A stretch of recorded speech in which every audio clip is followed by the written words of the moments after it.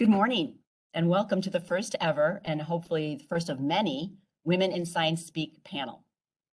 Today, February 11th, is International Day of Women and Girls in Science, a day designated by the United Nations General Assembly in 2015, aiming to achieve full and equal access to and participation in science for women and girls and further achieve gender equality. In 2022, women make up 52% of the college-educated workforce, but only 29% of the STEM workforce. 50% of women in STEM careers drop out of their fields within the first 12 years. Women are typically given smaller research grants than their male colleagues, and while they represent 33.3% of all researchers, only 12% of members of national science academies are women.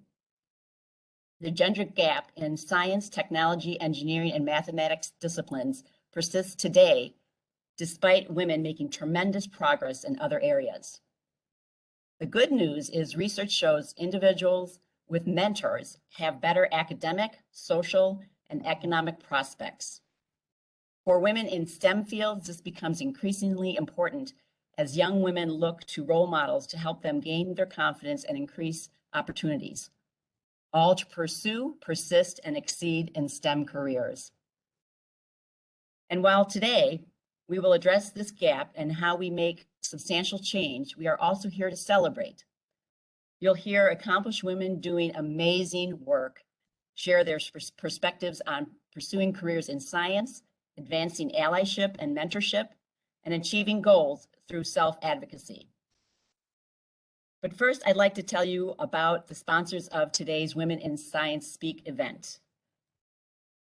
First, I'd like to mention Ashley Waters is the Executive Director of Women to Women Mentoring, and we're trying to get her onto the webinar as we speak. But you'll hear from Ashley probably toward the tail end of the panel. But let me tell you about Women to Women Mentoring.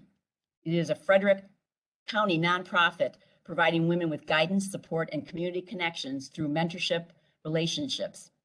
Through its core STEM and mentoring circle programs, Women to Women Mentoring offers women the opportunity to be heard, take action, move forward, and grow. Its innovative, effective programs combine the power of one-on-one mentoring, community building workshops, and opportunities to help women identify and work toward their goals in education, career, and life. To date, more than 400 women have worked with Women to Women Mentoring to gain new skills and perspectives, move to the next level, and build their futures. The other sponsor for today is the Frederick National Laboratory for Cancer Research and Leidos Biomedical Research. The Frederick National Laboratory for Cancer Research is the only U.S. national laboratory wholly focused on research, technology, and collaboration in the biomedical sciences, and is one of 42 federally funded research and development centers. The Frederick National Laboratory is sponsored by the National Cancer Institute and currently operated by Leidos Biomedical Research. The scientists at the Frederick National Laboratory conduct basic, translational, and applied research, create new technologies, and collaborate with government, industry, and academic colleagues. 2/3 of the laboratory's work is funded by NCI, and the third is funded by the National Institute of Allergy and Infectious Diseases. Thank you to Women Mentoring and the Frederick National Laboratory for Cancer Research for partnering on this important event today. I'm very excited to get started, so let's do just that. And now I'd like to introduce Dr. Ethan Dimitrowski, Laboratory Director, Frederick National Laboratory for Cancer Research, and President of Leidos Biomedical Research, who will introduce today's keynote speaker. Ethan? Thanks so much. Good morning, everyone. I'm so pleased to be part of this inaugural educational event, Women in Science Speak, and really eager to hear from our distinguished panelists. Let me begin by thanking the organizers of this meeting, Ann Gill, Dr. Maggie Scully, Elaine Lowe, Jennifer Alexander, Christo Kanja, and Dr. Ashley Waters, as you've heard, from Women to Women Mentoring. Let's begin by thanking them for their service. As a father of 3 daughters, I want them to have every opportunity to choose any field of interest to them, including STEM.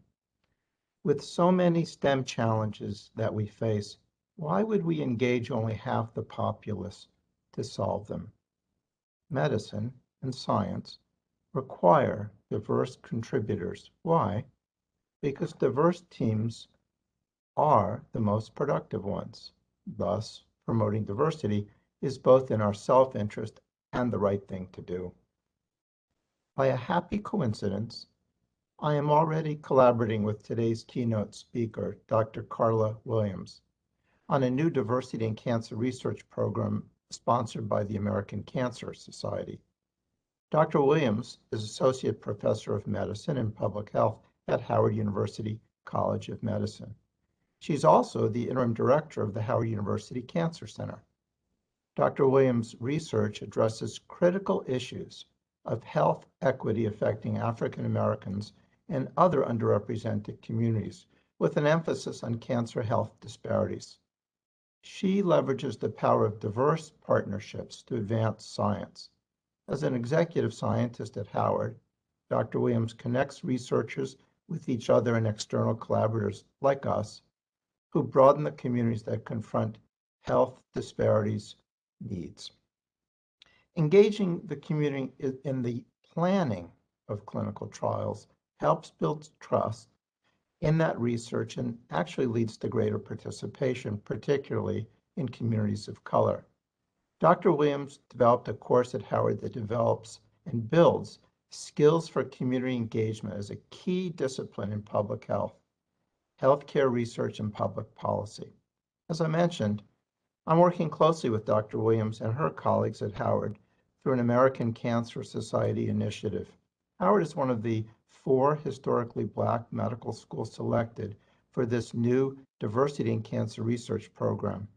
As an American Cancer Society professor, I'm particularly pleased to serve as a mentor to Howard faculty and trainees.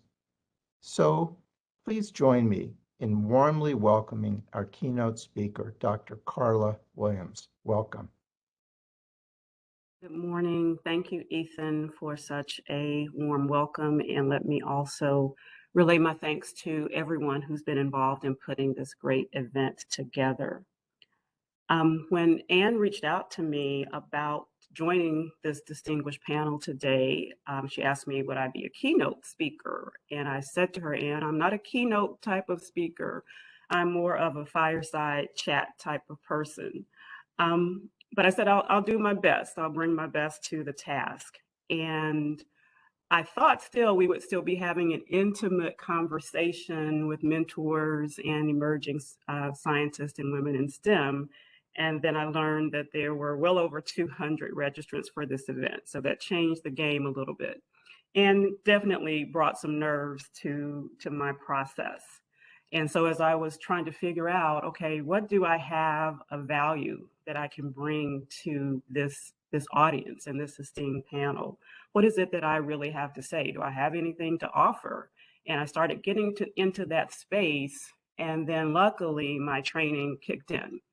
I'm trained traditionally as a clinical psychologist. And one of the things we learn about is something called parallel process, which means that when we observe a phenomenon happening in one setting or environment, and we see it being mirrored in another setting or environment, that's something for us to pay attention to. So I said to myself, if I, after 30 plus years in the field of STEM science, am feeling and asking these questions of myself, what value do I bring? What do I have to offer? Then what must emerging scientists, emerging women scientists feel when they begin to walk into these spaces, into these laboratories, into these rooms, into these classrooms? May they be asking themselves the same questions. What value do they bring? What do they have to offer? So I said, maybe it would be important to speak to that. So that's what I'm going to try to do today. As you saw from the header slide, that there's a theme, and 2 of the pieces of the theme were easy, to discuss my thoughts on mentoring and to celebrate mentors, because I have definitely been a beneficiary of wonderful mentors over the course of my career. But I was also asked to, as I said, say something inspiring to mentees and to women emerging in science. And so as I thought about what can be inspirational, I said, well, let me lean on the things that I know and my particular gifts. And as I started thinking about giftedness, a proverb that a colleague shared with me at an event over the holidays came to mind, one that I wasn't really quite familiar with, but it resonated with me. And that is that your gifts make room for you. Your gifts are unique to you. Your gifts were designed especially for you. And we have the privilege of being the bearers of those gifts that were created and designed for us. And to know that those gifts that we carry will make room for us in the spaces that we enter. To me, that is an inspiring thought. It's a comforting thought. As I, of course, when you're planning a talk, I said, well, let me ask Google what Google might think of this. So I tried to see what other people thought about what that proverb and that phrase really means. And one that I ran across really resonated with me because it said, not only do your gifts make room for you, but they announce your presence. And so for women walking into spaces maybe for the first time, and maybe you're the first even in your generation to even conceive of a career in the sciences, to know that your gifts will announce your presence, I think is a valuable idea to hold, so that when we do present ourselves in these different environments, that we know that we are intended to be there. Of course, gifts are something that we have to respect as well, which means that we do have to develop, we do have to hone, we do have to sharpen, we do have to practice. Just as we're watching the Olympics play out in Beijing right now, we have to think about all of the work and all of the efforts that have gone into those Olympians coming to that space and knowing that the work that they've put in is going to speak for them. And that's something else I think I would like for you to take home with you, is that it's really not about those bibliometrics that we think about in science. It's really not about making that impression and putting that pressure on ourselves to have someone else tell us our value. And I am from the South in the United States. And so to those wonderful scientists who created bibliometrics for us to measure the value and the impact of science, I can say to them, bless their hearts. And not to disparage the bibliometrics, but I want to make sure that we understand that's not the way that we should measure our value in science. I think that one of the ways that we can really understand how our gifts make room for us is to realize that we have to bring our authentic selves to the process. And realizing that we're not there to perform for a laboratory director, we're not there to impress an audience, we're really there to bring our own power to that space. And you can only do that in your true authenticity. One thing that I have learned across my journey is two things: that we have to embrace the journey and we do have to trust the process. And it may sound trite, and I would agree, but it's still true that our journeys can take us in so many different directions. And we don't really know what the end is going to be. And we have to have enough faith to trust in that process. And to illustrate that, I'm going to just very quickly share a picture of my scientific journey and talk about how I had to trust, and I'm still learning to trust in the process. Some of you may be familiar with this graphic. It's from the National Institutes of Minority Health and Health Disparities, and it's a framework for understanding how we should approach this science of health disparities and health equity. And it simply communicates the fact that we really have to think about the disparities and inequities and injustices that we see in health and healthcare at multiple levels. That we know just targeting one single factor at one single level is not going to move the needle on these intractable problems. And so this matrix helps us to think about how can we tie these factors and these systems together. And so what you're seeing here is something I created for myself. And you see all these lines and dots and X's that mark different spots along my journey. As I started my graduate program, I had a very specific target and goal, but spaces were opened up for me. Spaces were created for me. Doors and pathways were open that created and offered opportunities. And I stepped into those. And in those spaces, my gifts began to grow and emerge. So if I mapped myself, I moved from my core, which is health behaviors, and I had to understand how the biology factors into that. And I just moved, hither and yon. And it wasn't sort of a helter-skelter.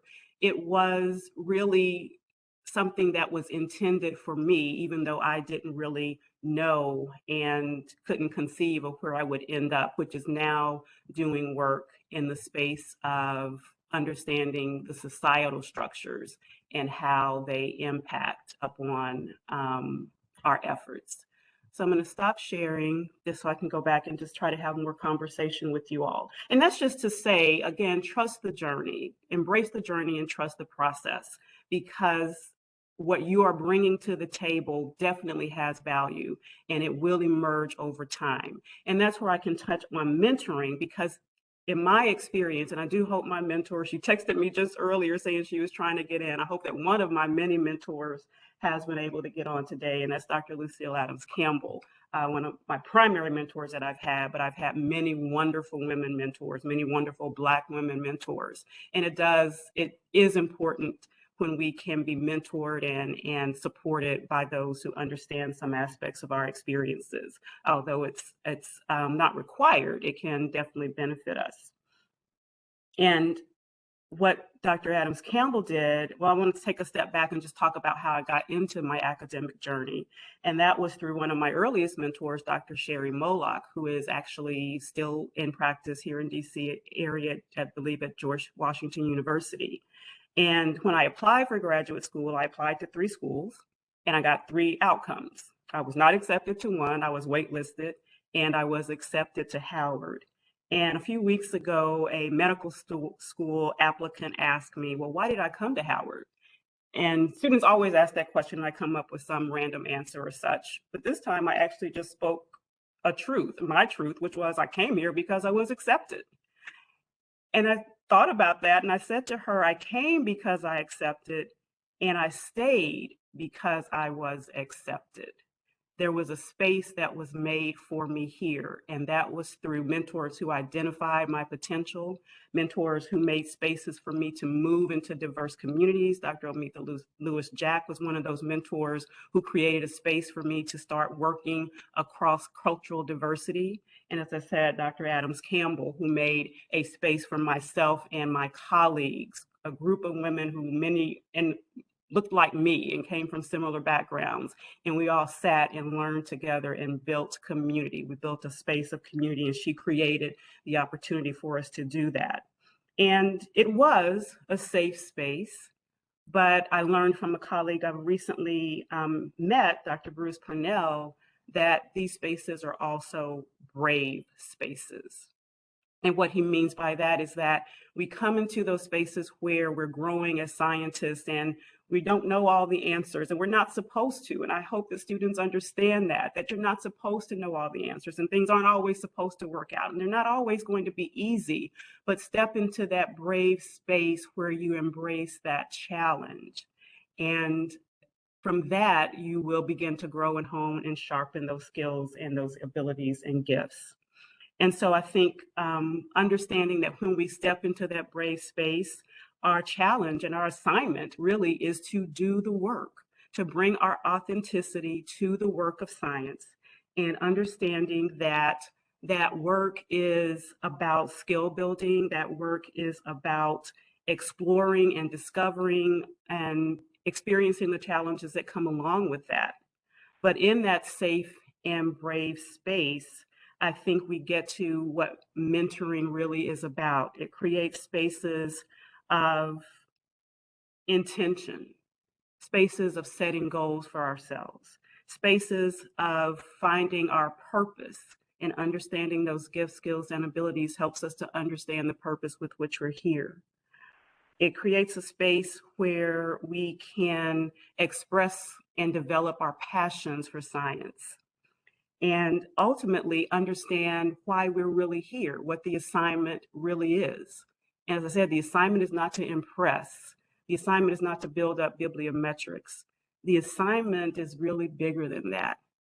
The assignment is to do what scientists do, which is to search out and uncover and understand truth and knowledge and put that truth and knowledge into the service of mankind. And in that, emerging STEM scientists, you really are changing the world. In small ways, in every way that you embrace this profession, you are truly changing the world. And so with the last note of the theme for today, which is to inspire, I'll apply one more of my guess, which is kind of esoteric, and it's just this sort of affinity for words and understanding the evolution of words. And when I look at the concept of inspiration and inspiring someone and being inspired, I look at it a little differently. Not that there's something that I'm trying to impart to you, to inspire you, put something in, but to have you turn a mirror on yourself and look at what's already inside, that spirit that you already carry, that gift that you already carry, and understand, yes, that a space has already been made for you and will announce your presence. So thank you all for the opportunity to share and be a part of this wonderful discussion and this wonderful celebration today. Thank you, Carla. I just love the reference of your gifts and brave spaces. You really put a perspective on mentoring and mentoring a new generation of scientists and engaging communities that have been unrepresentative in research. And you've really painted this brighter future for us all. So now I'd like to introduce Maggie Scully. Dr. Maggie Scully is the Partnership Development Manager for the Frederick National Laboratory's Partnership Development Office. She began her career as a scientist after earning her bachelor's degree in bioengineering from Lehigh University and her master's and PhD in biomedical engineering from Stony Brook University. Dr. Scully.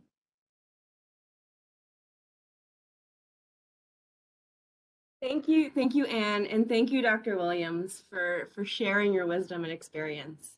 Before I introduce our panelists, I'd like to give a big shout out to all the students celebrating International Day of Women and Girls in Science, both those in Frederick, Maryland, and nationally and internationally, especially our bright friends at Arundel High School in Zimbabwe. Hello, and thanks for joining us.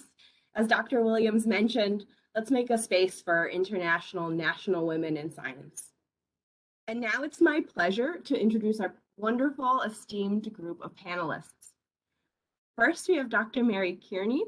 She's a senior scientist and head of the Translational Research Section and Deputy Program Director of the HIV Dynamics and Replication Program at the National Cancer Institute. Uma Muduri is Acting Director of the Advanced Biomedical Computational Sciences Group at the Frederick National Lab. Dr. Stephanie Mummert is Primary Patent Examiner at the U.S. Patent and Trademark Office. Dr. Ruth Nusinoff is Senior Principal Scientist and Head of the Computational Structural Biology Section at the Frederick National Lab. And Dr. Jana Ognjenovic is Team Lead of the Advanced Cryo-Electron Microscopy Technology Group at the Frederick National Lab. You can learn more about our panelists' background at the link we've included in the chat. Please use the chat throughout the event to pose questions to our panelists. Please make sure you send it to everyone. They'll respond to as many as possible. So let's begin. Our first question is on the topic of mentorship, and I'll ask all of our panelists to respond. How have you benefited from your mentoring relationships? Jana, I'll start with you. Thank you, Maggie. I would just like to thank you for this great honor to being part of this wonderful panel. Back to your question. So basically, when I look back, I have benefited from my mentors in a strikingly similar manner. Although quite distinct in character, my mentors encouraged me to be independent when pursuing scientific ideas and projects. And I would say equally significant, I learned from the mentors how to identify, define, and approach a scientific question in a clear and focused way. In conversations with them, I learned what worked for them on their scientific path, what are some mistakes to avoid. For instance, they would encourage me to start some challenging projects, but they were also there to help me loosen a grip when it's necessary, or to wrap up a project, or sometimes heartbreaking to end some projects that were not working at the time.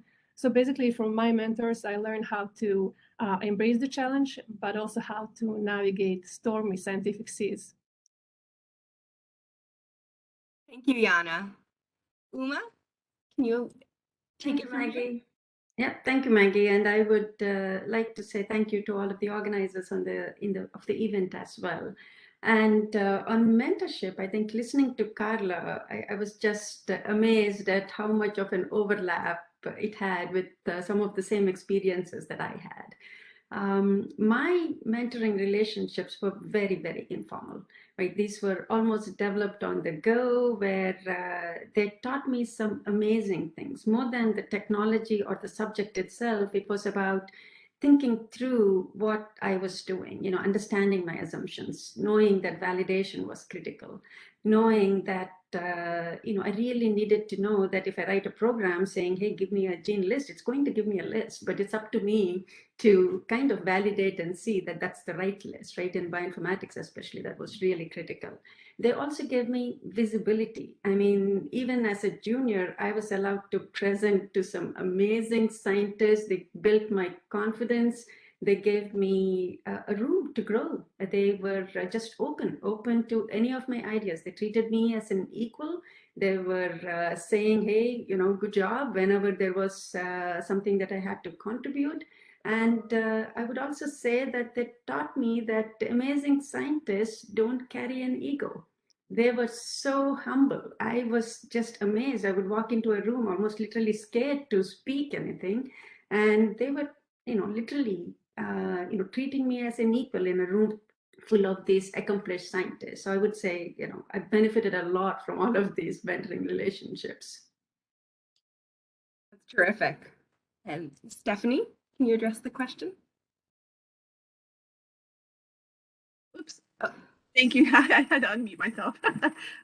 Yes, thank you so much for including me in this panel. This is very exciting. And like everyone, to get here, I was definitely mentored along the way. Starting all the way back in high school, my physics teacher invited me to a summer program, and I was like, oh, wow, science is amazing. And then, all throughout the different stages of my career, I've had somebody, taking me, by the hand and helping me along the way. And thinking about what Carla said, and thinking back on my career, I think those kinds of mentors can really make the difference between someone who likes science and someone who chooses it as a career.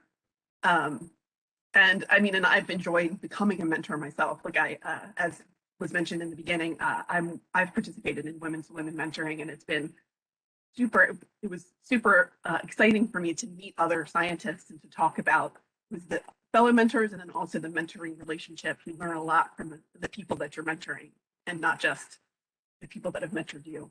So, yeah.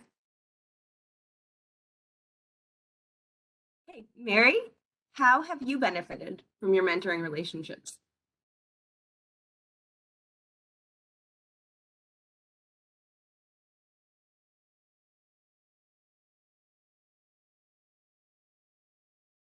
Mary, are you on? Did we lose you?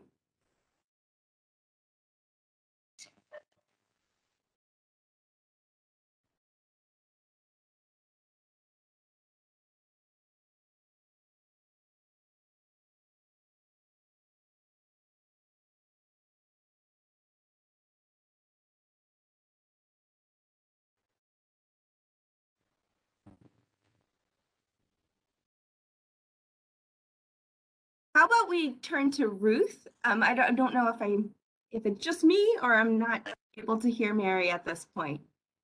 And then we can turn to Mary after Ruth. Ruth, how have you benefited from your mentoring relationships? Well, first of all, I would like to, can you hear me? Everything Yes, is okay. yes. Okay, so first of all, I think it's a great, a great organization now, and the webinar and the collection of women that you have here and what has been said, much of it I totally agree. I would only like to add something, I mean, a different angle from my own standpoint. It's a little different from what we have heard so far, in that I got my master's at Rutgers just before I gave birth to our first one, a boy. I then took 8 years off. I had a second, then I had a third, and then I went back to school. When I wanted to get back to Rutgers, we just, we were back and forth. I'm Israeli, came back again. My husband was at Princeton. So I went back to Rutgers. I knew I had a very short time to do it. My husband was just at a sabbatical. One of the admission committee members looked at me and said, well, Ruth, you have 3 small children. How are you going to do it? And you have only at most 2 years. So he was sort of very skeptical. But there was also a young professor who came, a young assistant professor who came from Cambridge, UK, and he agreed to take me as a student. And I owe him, he is not someone that's known. His name is George Pichenik. But I owe him a huge thank you, a huge gratitude in that what he has done is essentially, he told me the new developments. At the time it was sequencing, Sanger methods, and then of course the other methods to sequence. And he said, well, where we have sequences, DNA sequences, we don't have approaches or algorithms or methods to fold our long RNA sequences. Why don't you try? And so that was a fantastic suggestion. Then later he said to me, are you really trying to do this? Because he went on a trip, came back 2 weeks later, and I said, George, yes, that's what I have been doing. So what I'm trying to say with this, my own biography, it is possible even for women with small children who take time off to raise the children and then go back to school. It's possible to do if you have, or it's helpful, have an advisor who is supportive and gives you a good direction. The rest of it, he gave me independence. So with that, I'll turn the mic back so that I'm not over time. Thank you, Ruth. Thank you. It really goes to what Dr. Williams was talking about, of making space. Mary, I hope you're here, although I see a caution sign next to your name. If you're here, please speak up. Otherwise, I'll move on to the next question, and we can give you more time later on. Okay, we're going to move on. Now we're consider the role of education in preparing for a career in science. Many of you talked about earlier mentoring and then later on in your career. So this question is for Yana and Uma. What factors do you consider in pursuing your graduate education? Yana? Yeah, so I was actually primarily looking at specific research program and whether science that's being done in particular lab would keep me up at night and on weekends, like whether I would be passionate about it. I was also looking at the ability of a mentor to support students and postdocs and to publish effectively. So that was another important aspect.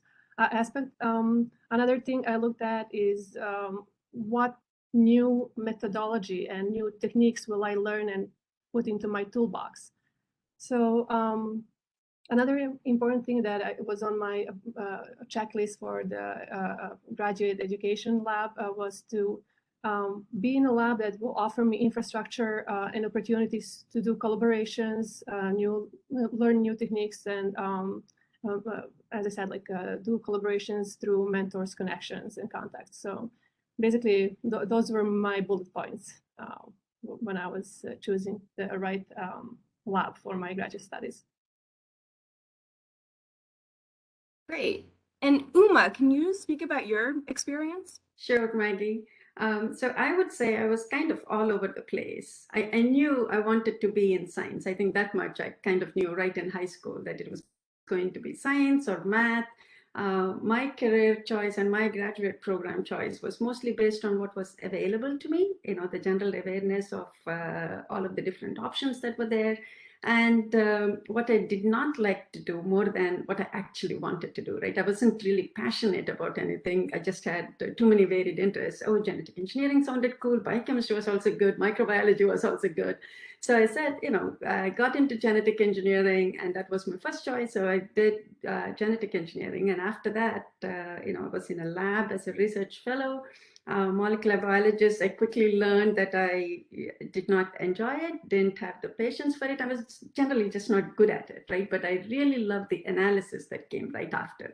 BLAST and such programs and bioinformatics were just coming up. So I said, maybe I should do bioinformatics. I got into bioinformatics. I just loved bioinformatics, learned about databases. And actually only after I joined my current group, right, the ABCS, I got to work with some really large databases, and I found that I was very, very passionate about it. The large-scale data mining is where my current interests are. And since the past 15 years, they keep me up at night. I keep dreaming about data. So, so that's how I ended up, in the bioinformatics world, I would say. That's so great to hear. You made the right choice. Mary, it's great to have you back. Maybe we can just revisit the question of how you benefited from your mentoring relationships. Okay, let's try this again, and I hope it works now. Technology is not working in my favor today. So can you hear me? Yes. Okay. The video might be having a little problems, but okay, so I'm so sorry about the technical issues here. So obviously I have benefited greatly from mentoring, especially scientifically, and I heard most of your answers, I think, where you all talked about your wonderful mentoring experiences, and those are very, very important. And I think it's especially important for women to have women mentors as well. I think it's important not only for to have women as role models, but also to have women to confide in when you maybe have some challenging experiences or even adverse events, which happens in every field, of course. But I also just wanted to highlight that sometimes there are bad mentoring experiences. And if the mentor is not a good match for you, then it's okay to leave that mentoring relationship. And not every lab has a really wonderful, healthy environment. Some are actually quite toxic, and hopefully those, problems can be addressed in time, and those situations can change when they occur. But it is okay if you don't have a good mentoring experience to leave that situation and that relationship. I also think it's important to have many different mentors so that if you do have challenging experiences, there is someone that you can go to for help, advice. And mentoring relationships are not just one way. And I think someone here already mentioned this, but we learn a lot from our peers, which is peer mentoring, which is really important, and also from the individuals that we're mentoring. And then the relationship goes both ways. And I have learned so much from people in my lab, the postdocs and the postbacks, in how to guide them to help them get to where they would like to be and achieve their goals. And I've learned from them and how they set those goals and how they communicate with me and tell me where they feel supported and where they're not feeling supported, so that I can, meet their needs and help them to achieve their dreams. Thank you, Mary. Okay, now we're gonna fast forward to a few questions. Stephanie, you're in a scientific career outside the laboratory. How is your background important to your job as a patent examiner? That's a great question. To put it simply, we're scientists first, and then we apply the relevant patent laws. My office hires scientists trained in a particular discipline, and then they train us how to apply that knowledge to being patent examiners. And I'm not sure how familiar our audience is with patenting or with patent law, so I'll try to explain it really quickly. At a high level, what we do in any area or specialty or technology is compare what an inventor says they've done to what's already existing in the literature and any kind of printed publication. Then we take a deep dive into what's in the literature and try to determine if what is being claimed is actually sort of, and to kind of just put a little plug in for my agency. We're surrounded by things that are patented in our daily lives, from our phones, toys, computers, and in biology and chemistry, and those kinds of more specific disciplines. And in mine, my tech center is focused on biotechnology, but my specific section, all of our applications are linked by the concept of amplification. So we get applications that are looking at detecting a particular type of mutation or improving upon amplification to make it faster, more specific, that kind of thing. And yeah, so the science part of it is crucial to understanding when something is invented and when it isn't. Yeah. And so I will also say, for anyone that might be interested in what I do, there's a whole training process to come in. So you don't have to be an attorney or know the law coming into the process of becoming a patent examiner. You just have to know the science enough, and then they'll teach you how to do the rest of it. That's a great segue to our next question about networking and fostering a community, and especially a community of women in science. So what can we do to open more doors and make more space for women in science? This question will start with Mary.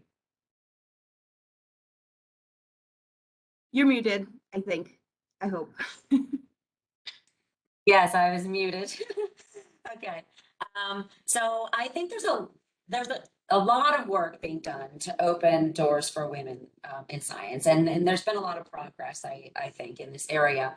The leaky pipeline, I think, is almost more of a problem. So to open the doors, of course, we want to do outreach to young women, young girls, get them interested in science, show them, where the opportunities are for education and for career opportunities.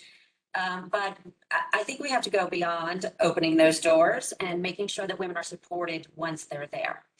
And so the NIH is amazing at this. The NIH has lots of training opportunities, leadership, learning leadership skills, and a lot to support women and young scientists. But I still think we have to go a lot further than that and make sure that women really feel safe in science. This idea that you have to be tough or you have to be thick-skinned to be a scientist is not appropriate, in my opinion. I think if a woman sets a boundary and says, I'm not okay with this, I'm not comfortable with this, that's a strong woman, right? A woman who thinks she has to be tough and tolerate a situation that might not be a healthy situation. That's not being strong, that's allowing yourself to be mistreated, which is actually not being strong. So I think that really making sure that women feel supported, feel okay if they have a situation they're not comfortable with, to speak up, to report it, to tell others, and then when they do, to be supported in that. So opening doors, I think there's a lot of work. The Women Scientist Advisors, which I served on that committee in the NCI, and also I serve currently for the NIH, is a lot of work being done to recruit women, to retain women, to promote women. I just think that there's still more that needs to be done to make sure that we're fully supported, so that we don't leave the field before we get to leadership positions, which is what is currently happening. Uma, would you like to add to that?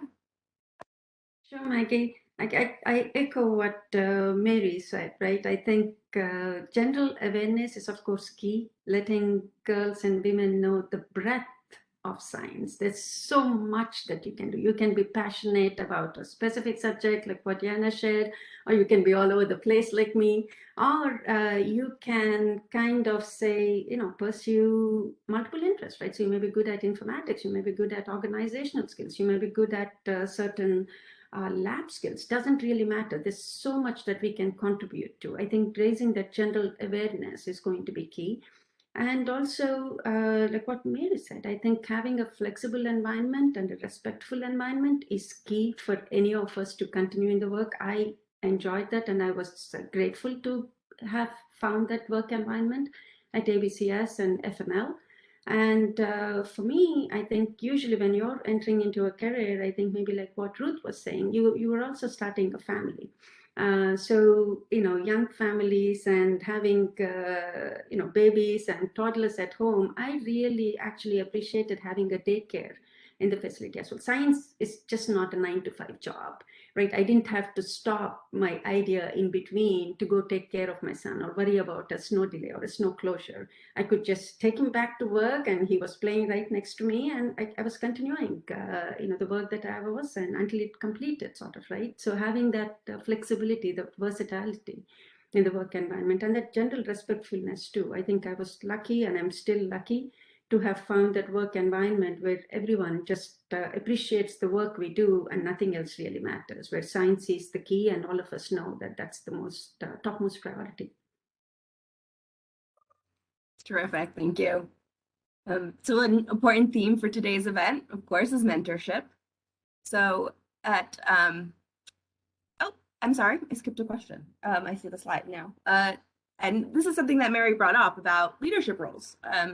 So as head of a research section, how do we encourage, foster a community of women in science? So Ruth, would you like to address this question? Yes. So actually, this is a great question. And what I would like to say in this regard, so there are two, for me personally, there are two issues here. One is indeed being the head of a research section. And in this particular situation, I think it's very important to support women. As an example, again, from my own career or role in such a situation, I had when I have positions to hire postdocs, I had one application which looked really good, but the woman had 4 small children. I looked at what she had done, and I looked at her recommendations. I was very impressed, and I took her. People around me at the NIH and elsewhere were telling me, Ruth, what are you doing? Do you think that a woman with 4 small children can actually work, publish, be productive, and make progress? And I said, I don't see why not. I started my PhD with 3 small children, and it went very well. And I never, on the contrary, it helped me. It's sort of course, you're busier, but still it is possible to do. And that particular lady did extremely well, and now she's a full professor in a university. The other aspect that I would like to mention is in my roles, I had multiple such roles as an editor-in-chief. Especially, I'm thinking now in PLOS, where this happened. In trying to recruit, to have a gender balance in our editorial board, and trying to make sure that we recruit as associate editors women, I must say that even though there are many very good women scientists who could take this up, they declined.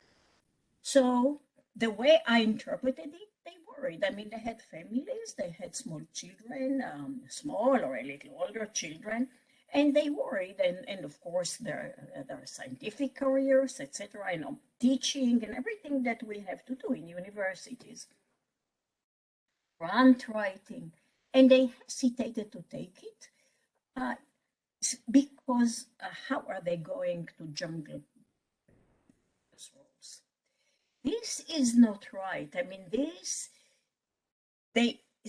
I understand, of course, the concerns, but it is possible. So what I'm trying to say, to say is it's not just the leadership itself that should be encouraged to hire women for certain positions. It's also the women themselves who are invited, and then they're just a little afraid, concerned. How are we going to do it? And they declined. And of course, it may affect their careers. So I think there are these two aspects that we have to take. It's not only the leadership above you, it's also the woman herself. It has to be encouraged. It's okay, it's doable. Thank you, Ruth, for that real world experience.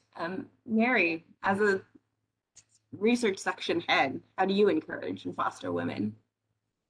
Well, I think that women are more likely to have imposter syndrome and to maybe question their own abilities or even value as a scientist. And I will say I had that issue. And so I actually probably didn't climb the ladder maybe as fast as I could have, because I was willing to sort of take maybe a lower title or a lower salary than what I probably could have had earlier in my career. But I just felt so grateful to be able to do science. And so I think that some women may feel like I did, and that is, I'm so grateful to be here, and I'm so grateful to my ancestors who fought for us to be able to have the careers that we dreamed of. And so I felt like, who am I to then ask for more, right? When that doesn't do any good for myself or for future generations. But I felt so grateful to be in the NIH that I just didn't really push myself, probably, I think, as much as I could have to be in these leadership roles. And I doubted even my own abilities to be able to do it. And so I think that maybe just communicating to women that you're not lucky to be in your position. They are lucky to have you in that position, that you're skilled, you're valuable, that if you see a job opportunity, even if you're missing one or two, skills on that list, that's okay. Those skills you can build on the job. You can get mentorship on the job, to not doubt yourself, to push yourself. And then when you're in a position that is a higher level position and you're a little bit outside of your comfort zone, it's okay to make mistakes. It's okay to feel like, gosh, I don't know what I'm doing. I need help here. And just to keep growing. And that's how you grow, and that's how you learn. And, we had a speaker one time, Dr. Victoria Rashan, who's CEO of a biotech pharmaceutical company. And she said she has a mentor because it's her first time being CEO, right? So, as long as you grow and as you face new challenges and a steep learning curve and you're making mistakes, and rather than feel like, gosh, I'm not good at this, I'm a failure, just, think, okay, I'm growing, I'm learning. There are things I still don't know, need help with, and get mentorship and guidance through those times.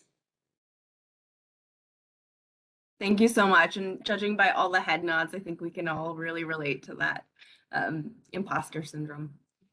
So great transition. At what point in your career should you seek out a mentor? This question is for Yana and then Mary. Yeah, so I would say practically at each turn and point during career development, one needs a mentor. And as we mentioned several times already, mentor could be a senior student, a postdoc when you're a graduate student, or a colleague, not necessarily a PI or a professor. Someone who been through that path that you're trying to embark on at that point. So someone who will help you smooth that learning curve. And mentors they don't only give advice and guidance, but they are often role models. So it is critical for successful career to have mentors along the way. I would say at each step. So there's no specific point in time to get a mentor, but it's always good to have mentors along the way. Thanks. And Mary, you touched upon this. Do you want to expand on? Yes, I already did touch upon it, so I won't say much except for to say, so at what point in your career? Well, all points, right? So, but start as young as possible. And especially, I think women or anybody who's from a from a family where there have been scientists in the family before and you don't even know, what are the first steps, the second steps, how do you even get into graduate school? It's really important to start even as an undergraduate or even as a high school student to get mentorship and figure out all the steps along the way to get to where you want to be with your career. Absolutely. Thank you. So let's talk about the value of mentoring. Did you ever hit a rough patch in your career? And how did your mentor support you through that process? Ruth, would you like to address this? So naturally, I mean, this is obvious that a good mentor helps a huge amount. I mean, I think everybody would agree to that. You need encouragement, but also it is suggesting, first of all, if papers come back or something like this, you say, it's okay. I just had this thing happen with, with someone that I mentor. It's okay. It happens to everybody. Just keep going, revise, resubmit. It's not the end of the world. So, but also I think at the same time, it's the guidance that it's important to look and try to address it, not just to sweep it under the carpet, and always try to improve. Try to improve as far as the questions that you address, the background, the methods, looking at the results, everything that goes along with it. So a mentor has to encourage, but I think also under such circumstances suggest how to go, how to address the problem. So encouragement is important, but not enough. Thank you. Stephanie? Yeah, I'm probably going to touch on something that has been mentioned already. Is the rough patches for me. The hardest point was transitioning to becoming a mom. And that's probably one of the parts where it's very easy for people to sort of step away from their careers because it's hard to do both. But for me, I was lucky because the full-time job that I have is also a work from home job. So I've been telecommuting full time since 2008. So it made it much easier to make that transition while not having to commute to my office like I did when I was earlier in my career, and having an understanding. In this case, my boss, having an understanding boss who was patient. Patience is really the key in having somebody that makes it okay that you maybe don't know how to do it all from day one. It's a learning process, and so having a mentor that and honestly, other moms that work is also kind of a helpful thing. Being patient with yourself and learning, that you don't know everything, and that you can acknowledge that, but do better the next day and not give up. So I can just add, I totally agree with Stephanie. Totally agree. To listen, to accept, yes, and to make it possible. You have to accept that you can't. You maybe don't know everything, and but you can learn how to balance everything. Everybody is just coming on that, right? We are all people, right? Yeah. This is the approach. We are all people, so one has to be considerate. Otherwise, considerate in problems and considerate in contributions. Try and recognize who contributed what, and if there are problems, support. Absolutely. Thank you. So our next question goes to becoming advocates. Women excel at advocating for others, and I think we've seen that by everybody's answers in various ways, but we don't always speak up for ourselves. How can women become self-advocates? Uma?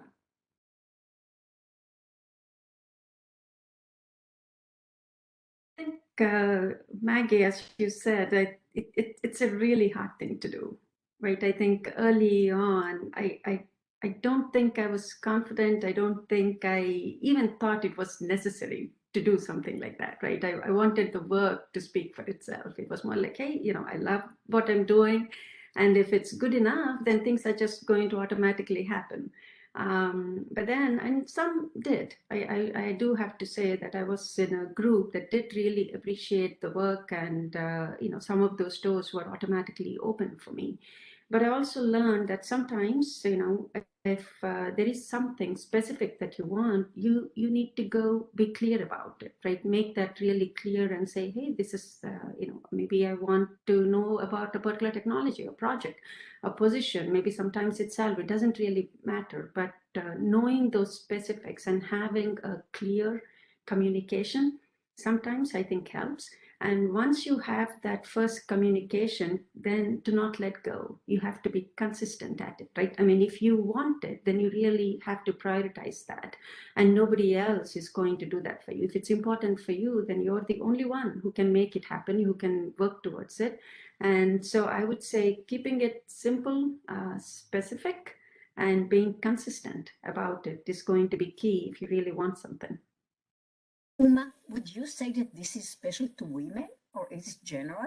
I think I would say this is very general, Ruth, because I think it depends on the personality rather than men or women. I think I've seen some who are really good at advocating for themselves, didn't matter if it was men or women, and some, personality-wise, who were just not good at that, right? So you usually just want to stay in the back bench, sort of. Yana, do you want to expand on this? Yeah, like I can just echo what Uma said. Ruth, I think it's actually more like pronounced with women. For some reason, like we tend to be shy when it comes to self-advocating, whereas like when you need to advocate for someone else, you can make a compelling case. But that's why I would just say there is no reason to why women should shy away from advocating for themselves, and we should break that shy barrier. Especially when it's supported by merit and credible evidence of ability. So I don't think the approach should be drastically different or special when it comes to women, just the same as what we would do for any other colleague we deem needed advocating for.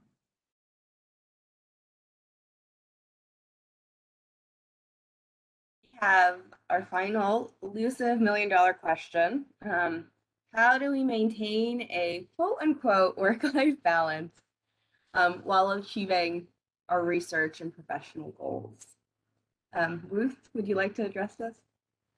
Of course, this is, as you say, the $1 million question. It's not easy. And I must say, at least personally, you always have some guilt feelings that you are not doing enough for your family. But I think the key is to recognize that it's just not possible, and you do what you can. And eventually, I think the kids recognize that and are proud to have mother and father, both.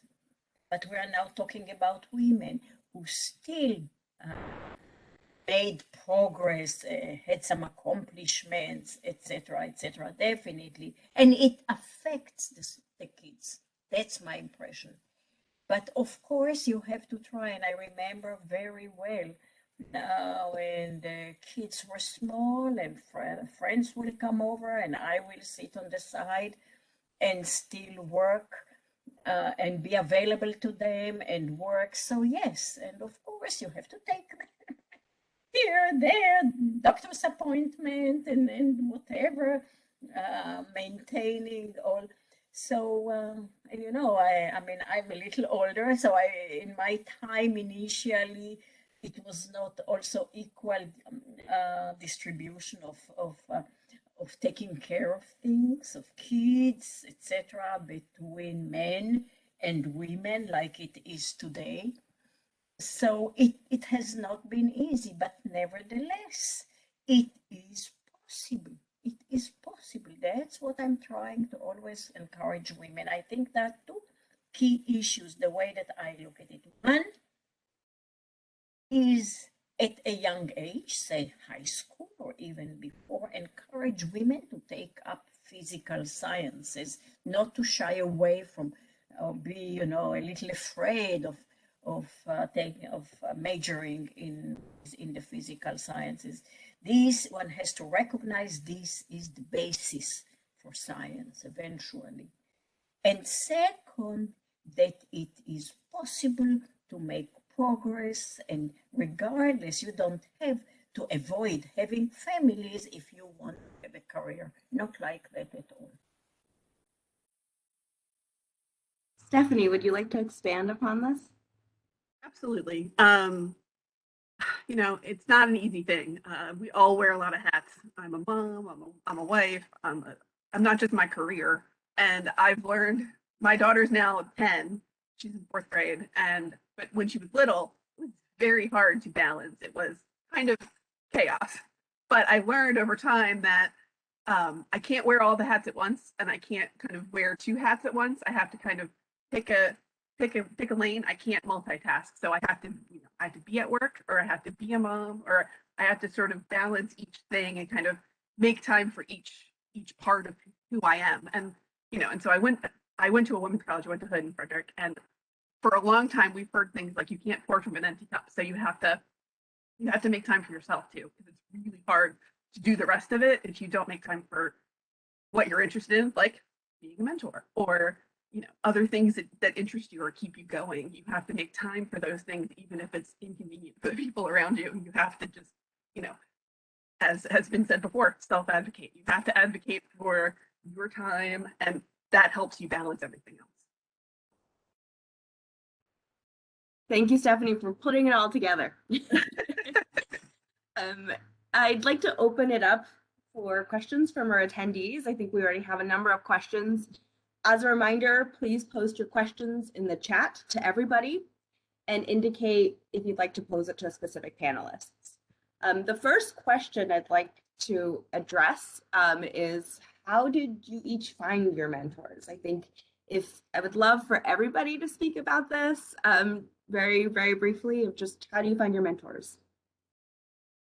I'll start with Uma. Mine were very informal, Maggie. So this was, one of them was my master's thesis advisor, but others were actually at work. These were people who saw what was, what I could actually contribute towards science and encouraged those attributes. And I think that's where maybe, as some of the other panelists have alluded to, finding that right environment, finding that right team who constantly encouraged you to do more, I think is important. So these were very informal relationships, I would say. Yana? Yeah, so as I said, like mentors, like some senior students or some senior postdocs during my career development were my mentors. But some of the formal mentors I found, first one, my PhD advisor, I found actually during my undergrad studies. I like the subject, I like the communication, how we communicate.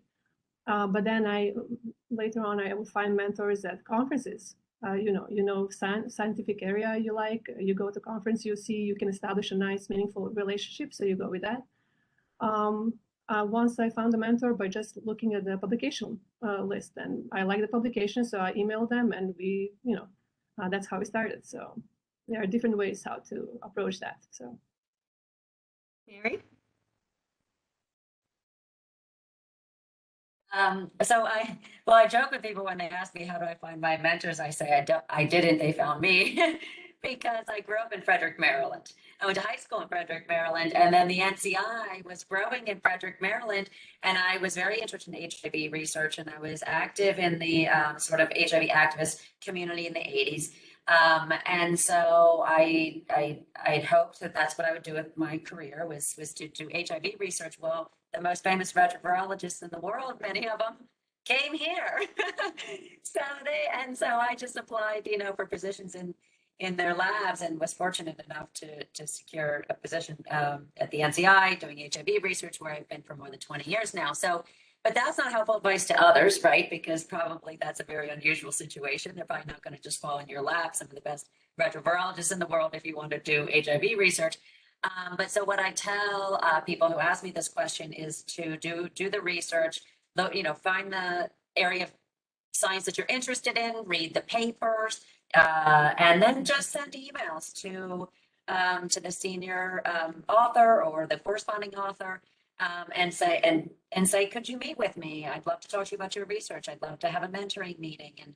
And I have never heard where someone has said no. Sometimes I haven't heard back, maybe because maybe somebody's busy and they did miss the email, but I have never heard anybody who said that they say no. And they always meet with them. And then, you know, you get the advice to try to get into the area of research that you're interested in and you know, and network, and you'll meet more and more people and find the appropriate mentors for you. For me, the key, first of all, the question, the novelty, the challenge of the question that the question posed, because nothing like that existed before. And the question, can I do it? How to do it? How to approach it? And I understood that the question is very important. And at that time, people tried to do it, and they did only what the status was such that it was only very limited, the solutions that were obtained. So it was not really very practical. So that's what drew me, and I could see that this young man who came from Cambridge at the time was open-minded, very original, and so that's what drew me. It was the science, it was the question, the novelty, the challenge, and the openness of the mentor. Of then, he was not my mentor still, but still, I mean, that's what drew me. I think it's very important. To me, you have to like the problem, the area, and the specific problems that you're going to face.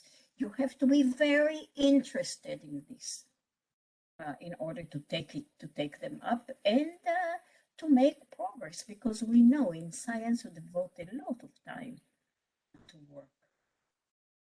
If you are not really attracted and really interested in what you do, and I must say this, so I shifted over the years, of course, several times, but still that particular thing of the challenge, the originality, the novelty, taking it up and trying to address the problem still remains this day. I think this is this is a major driving force. Yeah, and those are certainly great traits for a mentor.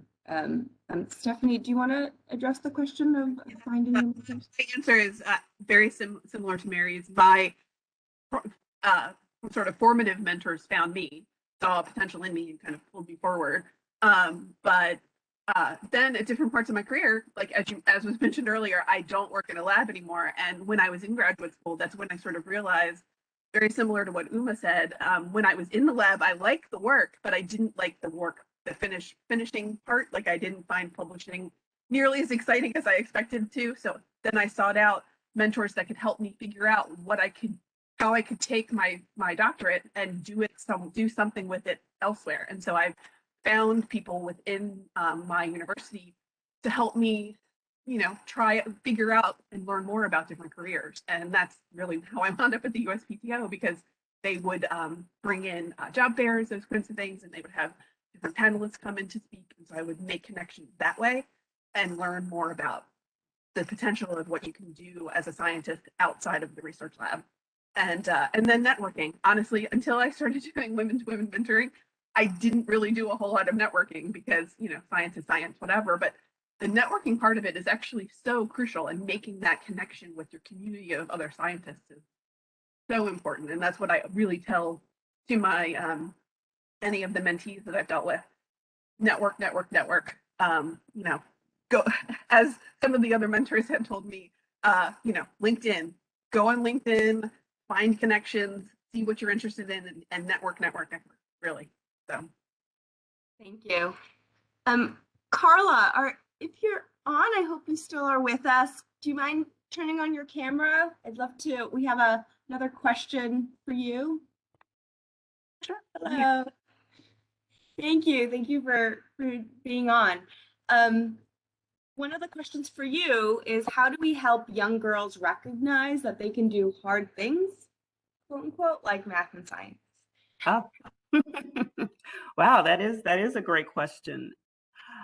I guess off the cuff, I would say exposure early, and kind of going to my go-to means that we have to start changing the environment for them, making sure that all children are exposed to math and science in quality schools.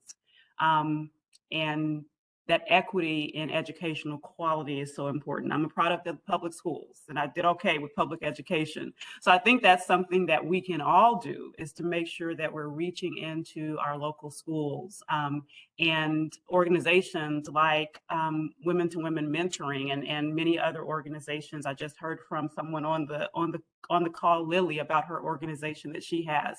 So making sure that we are building up those communities so that all children, and especially girls, and especially girls of color, and especially girls from underrepresented and marginalized communities, have that opportunity to be exposed. And I think with that exposure, again, I'll go back to my spiel here, that you're going to find your niche, you're going to find your gift, you're going to find your strength. And I think I heard one of the panelists say, realizing that she loved science, but how to move that into a career. So after the exposure, I would say that's where mentors come in, and early mentors, making sure that young women get exposed to opportunities such as science camps and math camps. Coding camps. I just referred our group here to Black Girls Code, which is a national group that exposes young women and supports young women in data sciences fields. So I think we all can have a hand in making sure that young girls feel that they can do it, because we can bring them to that space and support them there. Carla, I would like to add to this. What you said, I totally agree with everything. I mean, it's just common sense what you're saying. But I would like to add to this. We focus here on the contribution of the mentors, and of course, I mean, as we discussed, it's hugely important. But I think what is also very important is the family, your environment where you grow. Definitely, it was the case for me, and I think it is very common, the attitude of parents, aunts, uncles, etc., etc. So I think that if one approach, in my case, I was fortunate. Already my father was in science, my aunt was in science, etc. And then I married, my husband was in science even before I started my going back to school. But I think in general, if one can also approach, say, the family and try to emphasize to them how important it is to support a little girl.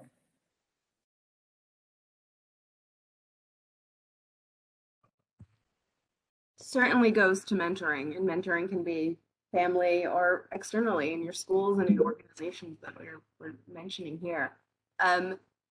Carla, would you like to address how you found your mentors?